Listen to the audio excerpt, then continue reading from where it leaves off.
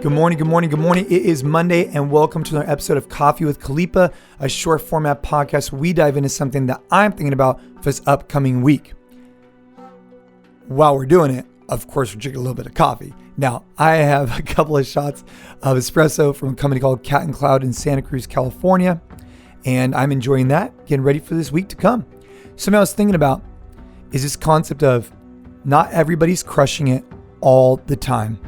And we cannot be afraid to take chances. We cannot be afraid of failure, specifically because of social media. Social media is a phenomenal tool.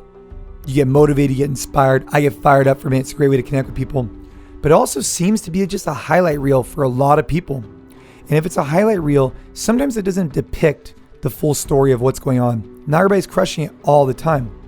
But the reason why this is scary is that it almost encourages us to never fail. It encourages us to never take chances because we're afraid of what the public might think about what we're doing. Years ago, I competed in a jiu-jitsu competition and I won it. A year later, I did another one and I lost horribly. I mean, this guy really got me good. It was at a different belt level. But when I finished, I remember telling myself, hey, I'm not going to share it on social media. And the previous one I had. But I told myself, hey, if I'm prepared to share that success, I also need to share this trial, this challenge, right? This failure, because I think that's only fair. It gives a proper depiction of what I'm doing in jiu-jitsu, right? And I shared it, and I think a lot of people learned from that not everybody's crushing it all the time, right? I have so many areas of improvement, and there's a lot of very successful people that do as well. This last weekend, my wife hosted an annual fundraiser called Ava's Kitchen. It was a really great event with some amazing, successful people in their own right, but everybody there, right, has something they're working on. And the more conversations you have with the more people and the older I get, the more I realize that we're all just trying to figure this thing out and that no one's crushing everything. But if you're out there and you're utilizing social media as a tool to determine if you're going to, move forward with something, don't worry about people's opinions that you have zero control over. I need to worry about my family, my fitness, my business, and what's in my control.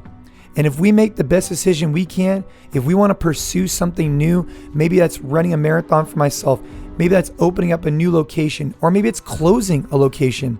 I can't be worried about what other people are going to be saying about me. Otherwise, I'll never try and pursue the next step.